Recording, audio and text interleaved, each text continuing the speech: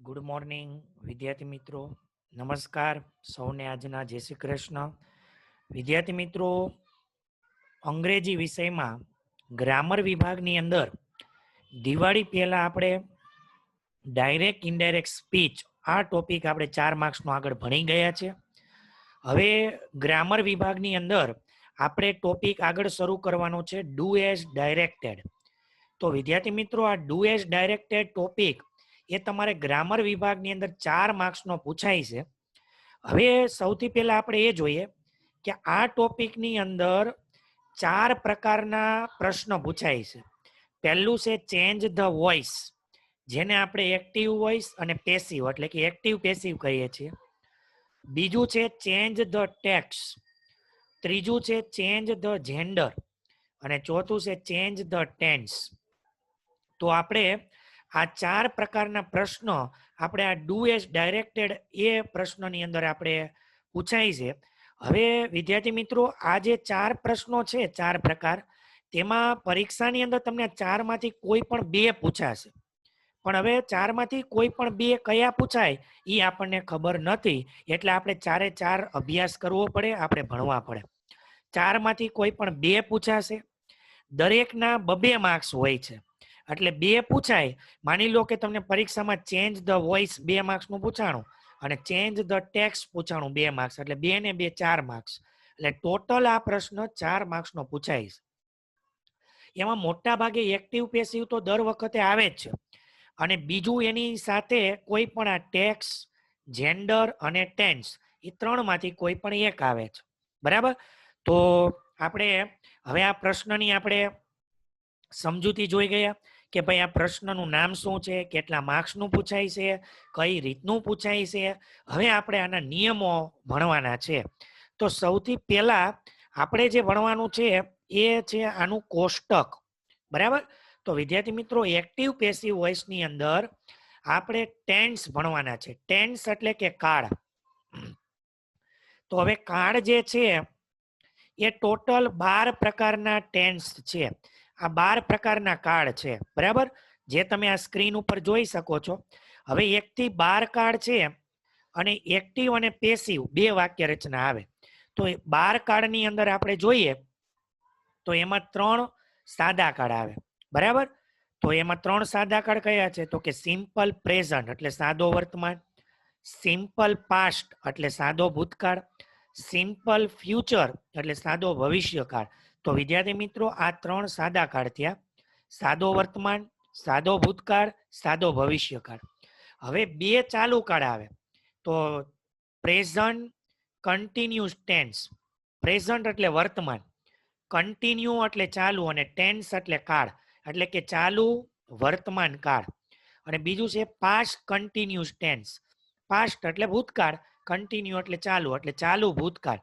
તો ચાલુ વર્તમાન અને ચાલુ ભૂતકાળ આ 2 ચાલુ કાળ આવે. બરાબર. ત્યાર પછી પ્રેઝન્ટ પરફેક્ટ ટેન્સ અને પાસ્ટ પરફેક્ટ ટેન્સ. પ્રેઝન્ટ એટલે વર્તમાન, પરફેક્ટ એટલે પૂર્ણ, અને ટેન્સ એટલે કાળ એટલે કે પૂર્ણ વર્તમાન કાળ. અને બીજું છે પાસ્ટ પરફેક્ટ ટેન્સ એટલે કે પૂર્ણ ભૂતકાળ. તો આ 2 પૂર્ણ કાળ આવે. હવે જો આ 7 જે છે ને વિદ્યાર્થી મિત્રો, એ ખૂબ અગત્યના કાર્ડ છે, અને એ જો તમને આવડે તો જ તમે એક્ટિવ પેસિવ કરી શકો, નહીં તો તમે એક્ટિવ પેસિવનો જવાબ લખી શકો નહીં. બરાબર. એટલે જુઓ, અહીંયા આપણે જોઈએ તો 3 આમાં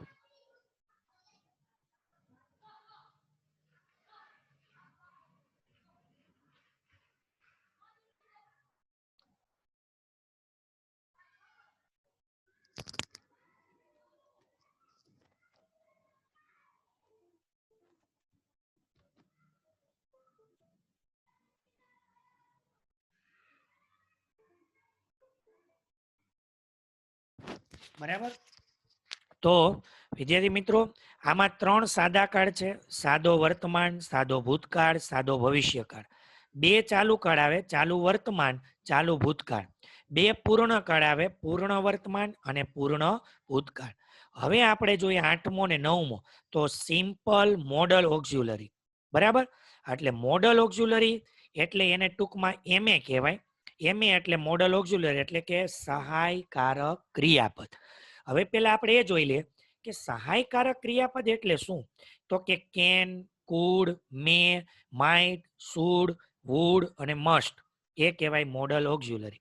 તો મોડલ ઓક્ઝિલરી સહાયકારક ક્રિયાપદ બે પ્રકારના આવે છે, સિમ્પલ મોડલ ઓક્ઝિલરી અને પરફેક્ટ મોડલ ઓક્ઝિલરી. એટલે કે સાદા સહાયકારક ક્રિયાપદ અને પૂર્ણ સહાયકારક ક્રિયાપદ.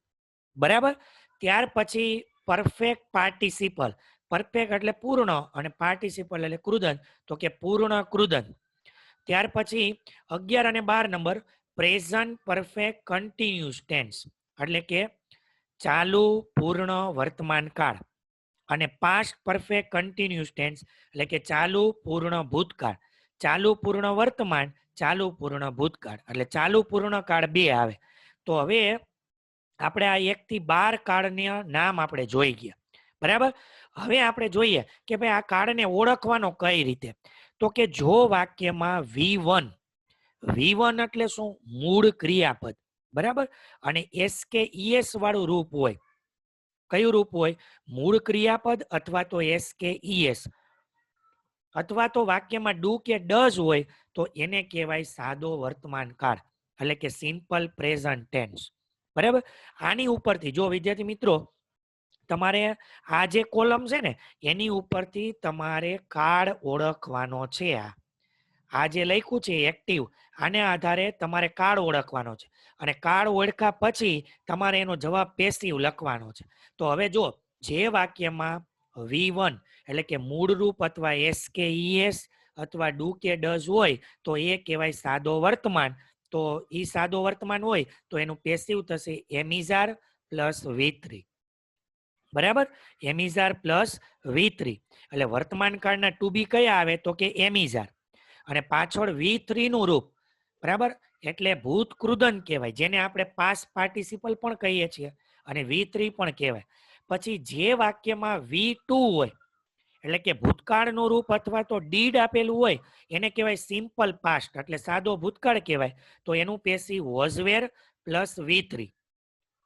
પછી જે વાક્યમાં સેલવિલ પ્લસ V1 હોય, સેલવિલ પ્લસ મૂળ રૂપ, તો એને કહેવાય સિમ્પલ ફ્યુચર એટલે કે સાદો ભવિષ્યકાળ. તો એનું પેસિવ થશે સેલવિલ પ્લસ બી પ્લસ V3. બરાબર. તો આ ત્રણ સાદા કાળની વાત કરી. હવે એમાં ખાસ ધ્યાન રાખજો વિદ્યાર્થી મિત્રો, વર્તમાન કાળના ટુ બી એમિઝાર, ભૂતકાળ હોય તો વોઝ વેર, ભવિષ્ય હોય તો સેલવિલ. પછી જે વાક્યમાં એમિઝાર પ્લસ આઈએનજી હોય તો એને કહેવાય ચાલુ વર્તમાન, પ્રેઝન્ટ કન્ટિન્યુ ચાલુ વર્તમાન. તો એનું પેસિવ થશે એમિઝાર પ્લસ બીંગ પ્લસ V3. પછી જે વાક્યમાં વોઝવેર પ્લસ આઈએનજી હોય તો એને કહેવાય પાસ્ટ કન્ટિન્યુ એટલે ચાલુ ભૂતકાળ. તો એનું પેસિવ થશે was were plus being plus V3. પછી જેમાં હેવેઝ પ્લસ V3 આવે તો એને કહેવાય પ્રેઝન્ટ પરફેક્ટ એટલે પૂર્ણ વર્તમાન. તો એમાં આવશે પેસિવ હેવેઝ પ્લસ બીન પ્લસ V3 એટલે વચ્ચે બીન લખવાનું. ચાલુ કાળ હોય તો વચ્ચે બીંગ આવે, અને પૂર્ણ કાળ હોય તો વચ્ચે બીન આવે. જુઓ આ બેયમાં. પછી જેમાં હેડ પ્લસ V3 હોય તો પાસ્ટ પરફેક્ટ એટલે પૂર્ણ ભૂતકાળ. તો એનું પેસિવ થશે had plus been plus V3. જુઓ ટૂંકી રીત તમારે સમજવાની છે. અને વિદ્યાર્થી મિત્રો આ કોષ્ટક તમારે કોઈ પણ સંજોગોમાં જો તમારે અંગ્રેજી ગ્રામર શીખવું હોય, જો તમારે અંગ્રેજી ગ્રામરને પરફેક્ટ તમારે એકદમ વ્યવસ્થિત શીખવું હોય તો એના માટે તમને આ બધા જ 1 થી 12 કાળ અને એની એક્ટિવ વાક્ય રચના અને પેસિવ વાક્ય રચના આટલું તમને કડકડાટ પાકું મોઢે આવડતું જ હોવું જોઈએ. કે ભાઈ તમને પૂછવામાં આવે કે ભાઈ વર્તમાન કાળમાં શું આવે તો V1, SKES અને ડુ કે ડઝ. તો એનું પેસિવ શું થાય તો કે એમિઝાર પ્લસ V3. આવું કડકડાટ તમને આવડતું હોય તો અને તો જ વિદ્યાર્થી મિત્રો તમને એક્ટિવ પેસિવ આવડે. હવે આ કાળની ખાસિયત શું છે કે આ કાળ આ ટેન્સ જે છે એ માત્ર ખાલી એક્ટિવ પેસિવમાં જ નહીં પણ ગ્રામરના ઇંગ્લિશ ગ્રામરના દરેક ટોપિકમાં તમારે આ બધા જ કાળની જરૂર પડશે ને પડશે જ. કાળ વગર તમને અંગ્રેજી ગ્રામર છે એ તમને ચોક્કસ પરફેક્ટ પ્રમાણે ન આવડે. બરાબર. એટલે આ કાળનું કોષ્ટક એ તમારે કોઈ પણ સંજોગોની અંદર 2 વાર 3 વાર કે 5 વાર લખી અને પાકું કડકડાટ મોઢે પાકું કરી નાખવાનું છે. બરાબર. તો જ તમને નેક્સ્ટ લેક્ચરની અંદર એના વાક્ય તમને ખ્યાલ આવે અને તો જ તમને આવડે. તમે જાતે એના જવાબ લખી શકો. બરાબર. એટલે જો હેવેઝ હોય તો વર્તમાન કહેવાય, હેડ હોય તો પૂર્ણ ભૂતકાળ કહેવાય. બરાબર. ત્યાર પછી ટૂંકી રીત તમારે એવી યાદ રાખવાની છે કે ભાઈ માની લો કે ચાલુ કાળ હોય તો જો ચાલુ વર્તમાન છે એટલે એમિઝાર પ્લસ આઈએનજી આવે. ચાલુ ભૂતકાળ હોય તો વોઝવેર પ્લસ આઈએનજી આવે. બરાબર. અને એનું પેસિવ કરો તો વચ્ચે બીંગ લખવાનું.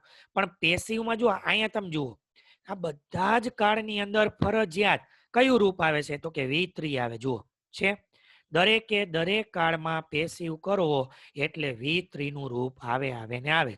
એટલે તમારે એના માટે V1 V2 અને V3 આ 3 રૂપ પાકા કરવા પડશે. દાખલા તરીકે સિંગ હોય, સિંગ એટલે ગાવું, SING, તો સિંગ V1 કહેવાય.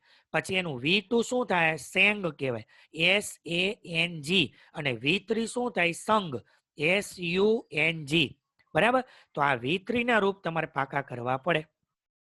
હવે આગળ વધીએ આપણે સિમ્પલ મોડલ ઓક્ઝિલરી, સાદા સહાયકારક. તો એમાં MA પ્લસ V1 હોય તો એને સહાયકારક કહેવાય. તો એનું પેસિવ થશે MA plus B plus V3.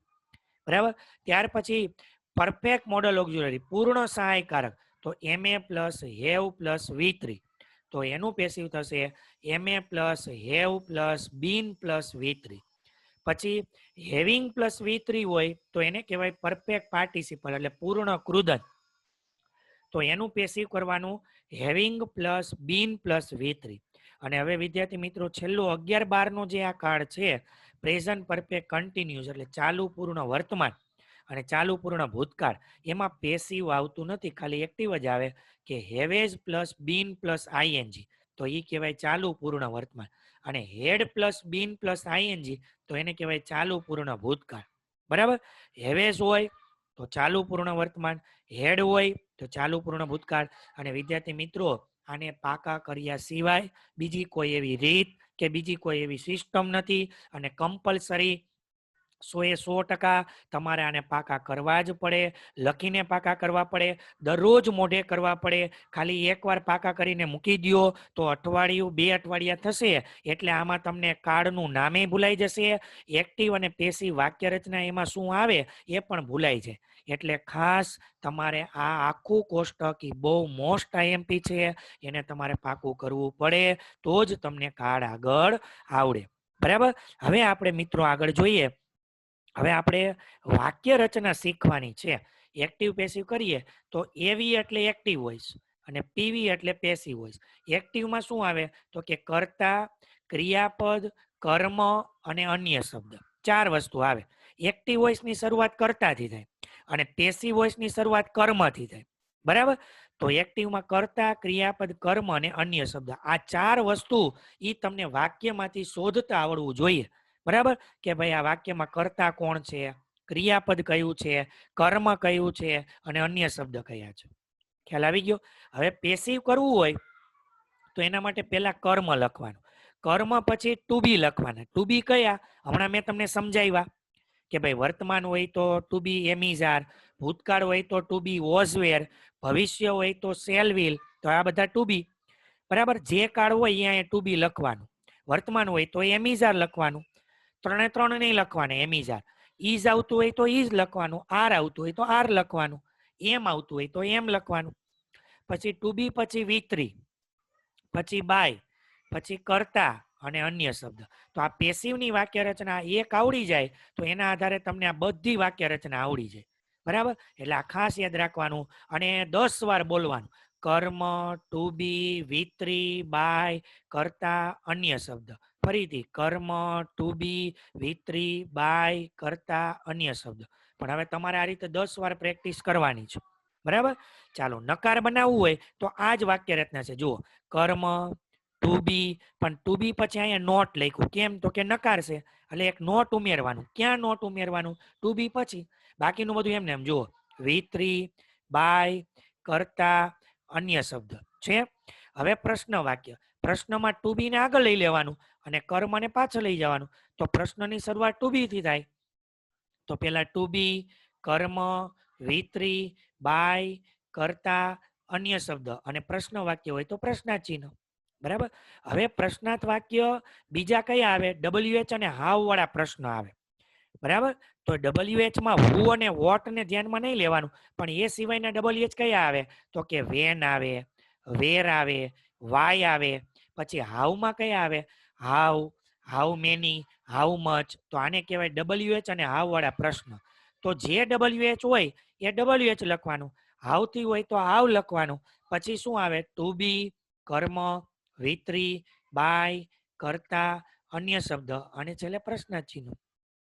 પછી હુ વાળું પ્રશ્ન હોય તો હુનું થશે બાય હુમ. પેલા હુ કાઢી નાખવાનું જવાબ લખો ત્યારે, હુનું બાય હુમ કરી દેવાનું. પછી ટુ બી, કર્મ, વિત્રી, પછી અન્ય શબ્દ. જો હવે આમાં વિત્રી પછી બાય ને કરતા આવતું હતું, પણ હુમાં બાય અને કરતા આવતું નથી.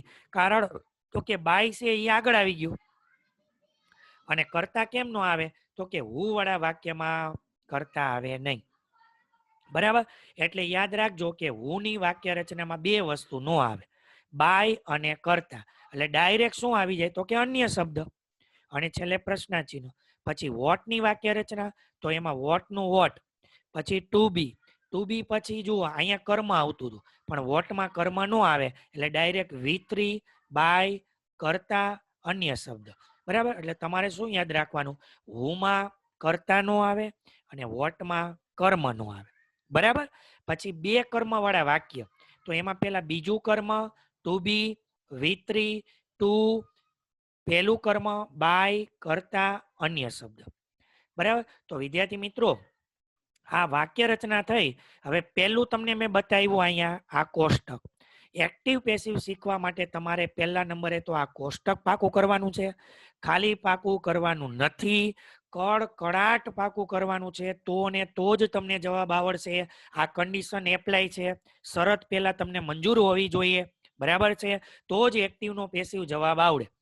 પેલા ઘણા બધા વિદ્યાર્થી મિત્રો એમ કહે છે કે સર મને ગ્રામર છે ને એ બહુ ફાવતું નથી ઇંગ્લિશમાં, મારા જવાબ ખોટા જ પડે છે. પણ એનું કારણ શું છે? કારણ પોતે છે, વિદ્યાર્થી પોતે. કેમ? કારણ કે એને નિયમ આવડવા જોઈએ. આ નિયમ જો આવડતો ન હોય અને પછી એમ કે મારે ગ્રામર આવડવું જોઈએ, મને માર્ક્સ આવવા જોઈએ, તો એ ખોટું પડે વિદ્યાર્થી મિત્રો. બરાબર. એટલે આ કોષ્ટક આવડવું જોઈએ.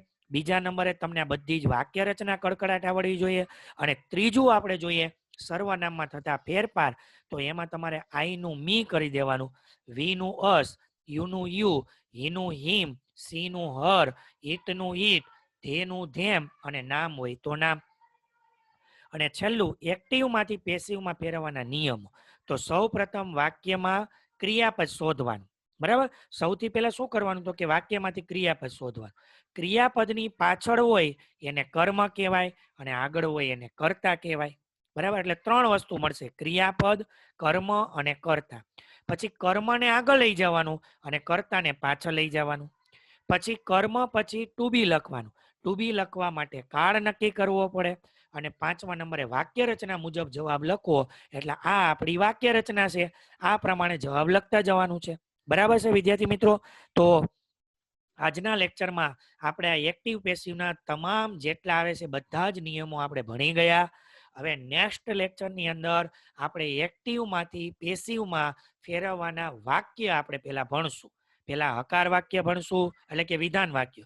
પછી નકાર વાક્ય, પછી પ્રશ્નાર્થ વાક્ય, પછી WH અને હાવ વાળા પ્રશ્ન, હુ વાળા પ્રશ્ન, વોટ વાળા પ્રશ્ન અને બે કર્મ વાળા. બરાબર. એટલે આગળ હવે આપણે એક્સરસાઇઝ કરશું, વાક્યની પ્રેક્ટિસ કરશું. પણ એ પહેલા નેક્સ્ટ લેક્ચરની અંદર તમને આ જેટલા નિયમો આજે મેં ભણાવ્યા છે, પહેલું કોષ્ટક, બીજું વાક્ય રચના અને ત્રીજું આ સર્વનામમાં થતા ફેરફાર, આટલી વસ્તુ તમને કડકડાટ મોઢે આવડતી હોવી જોઈએ.